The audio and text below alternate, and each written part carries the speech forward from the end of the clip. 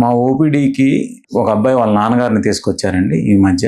ఆయనకి దాదాపు 70 ఏళ్ల వయసు ఉంటుంది.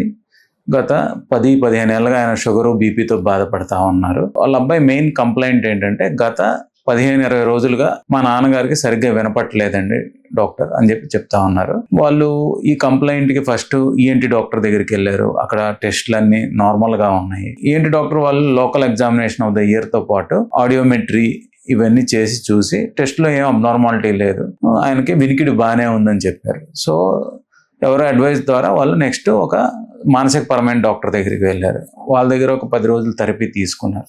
ఆ తర్వాత తెలిసిన వాళ్ళ అడ్వైస్తో మా క్లినిక్కి రావటం అనేది జరిగింది. ఫార్మల్ టెస్టింగ్ అనేది మేము కూడా చేసాము. మామూలుగా ఆయనకి చప్పట్లు కొట్టినా అటువైపు చూడటము, దాంతోపాటు ఏదైనా వస్తువు సడన్గా పడేస్తే అటువైపు చూడటం అనేది చేస్తూ ఉన్నాడు. కానీ మనం మాట మాట్లాడితే మాత్రం ఆ మాటకు సంబంధించి ఆయన ఏమన్నా మనం ఆ వస్తువు పట్టుకోండి అని ఆయన చెప్పినప్పుడు ఆయన పని మాత్రం చేయలేకపోతా ఉన్నారు. మళ్ళీ వినపడుతుందా అంటే మామూలుగా అటువైపు చూస్తున్నారు. సో ప్రాబబ్లీ ఆయనకి వినికిడి అనేది బాగానే ఉంది, కానీ మాట మాత్రం అర్థం అవటం లేదు. సో సడన్గా వచ్చిన వినికిడి లోపం, బేసిక్గా ఏమైనా శబ్దాలు అయితే వినపడతా ఉన్నాయి, కాకపోతే మాటని డీకోడ్ చేయలేకపోతున్నారు అనేది మాకు అర్థమైంది. సో దీనికి నరాల రుగ్మతలు ఏముంటాయి అనేది మనం చూద్దామండి. బేసిక్గా సడన్గా కనుక వినికిడి లాస్ వస్తే, అంటే కంప్లీట్గా అంటే శబ్దమే వినపడకపోతే ఒక చెవిలో, ప్రాబబ్లీ ఇది ఒక రకమైన వెస్టిబ్యులోకాక్లియర్ నర్వ్కి సంబంధించిన పక్షవాతం అనేది మనం ఆలోచించుకోవాలి.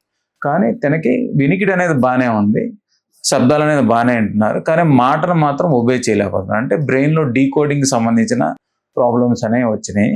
ఇది జనరల్గా మనకి లెఫ్ట్ సైడ్ బ్రెయిన్లో మనం చూస్తే లాంగ్వేజ్ అనేది లెఫ్ట్ సైడ్ ఉంటుంది. ఆ బ్రెయిన్ని మనం ఆడిటరీ కార్టెక్స్, అంటే మనకి ఏదైనా శబ్దం వినపడింది అనుకోండి, లాంగ్వేజ్ వినపడింది అనుకోండి, మనకి తెలిసిన లాంగ్వేజ్ దాన్ని డీకోడ్ చేసి మన బ్రెయిన్కి అనేది ఇంపల్సెస్ వస్తాయి. దాని ద్వారా వాళ్ళ కమాండ్స్ అనేది ఒబే చేస్తారు. ఈ స్ట్రక్చర్లో కనుక వాళ్ళకి ప్రాబ్లం ఉంటే వాళ్ళు ఎవరైనా చెప్పిన మాటలు అనేది వినరండి. ఇది మోస్ట్ కామన్గా పెద్ద వయసులో షుగరు, బీపీ ఉన్న వాళ్ళలో సడన్గా ఇలా జరిగితే ఇది ఒక రకమైన పక్షవాతం అనేది మనం గుర్తించాలి. మనం ఈ పేషెంట్కి స్కాన్ చేసాం. మనం అనుకున్నట్టే వాళ్ళకి ఆడిటరీ అసోసియేషన్ కార్టెక్స్లో చిన్న క్లాట్ అనేది ఉంది. దాంతోపాటు ఒక మేజర్ రక్తనాళం బ్లాక్ ఉంది. ఈ రక్తనాళం కనుక మనం రీకెనలైజ్ చేయకపోతే ఎడమవైపు భాగం అంతా పక్షవాతం వచ్చేసి కుడి చేయి కాలు చచ్చి రావటం, మాట అనేది కంప్లీట్గా పోవటం అనేది జరుగుతుంది. సో ఒక స్టంట్ వేసి మనం ఆ రక్త ప్రసరణ పునరుద్ధరించడం అనేది జరిగిందండి.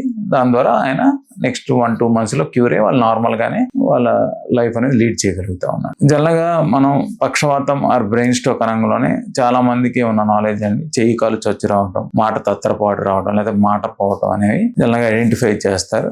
కానీ సడన్గా చూపు కోల్పోవటం, పిచ్చి పిచ్చిగా మాట్లాడటం, దాంతోపాటు కొన్నిసార్లు వినికిడి లోపం ఉండటం, కొంతమంది విన్నా కూడా ఆ సంబంధించిన లాంగ్వేజ్ డీకోడ్ చేయలేకపోవడం కూడా పక్షవాతం అనేది మనం గుర్తించాలి.